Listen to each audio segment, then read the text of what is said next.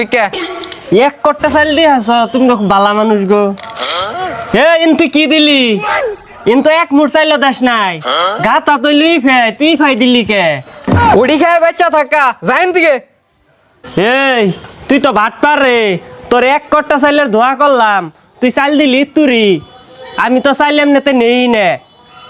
তারপরেও তোর মনে কর যে এক কট্টা দেখে হেরে নিলাম, আমার অ্যাটিটিউড সম্পর্কে তোর ধারণা আছে?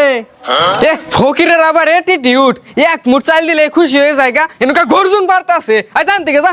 এই ফহন্নির বাচ্চা, আমি তো ভাবি আফা সারা চাইলি নেই নে, তুই এক কট্টা চাইল দিছিলি দেখে আমি নিছিলাম, তুই আমার লগে ভাটপারি করলি।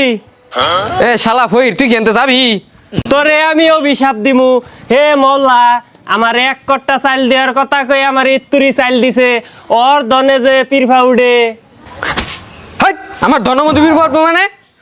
না মানে তোর ধন সম্পদের মধ্যে ফিরফা উঠবো, তোর টেহা মধ্যে উলিয়ে কাটবো, তোর টেহা ইন্দুরে কাটতে ফাতা ফাতা করে হালাবো।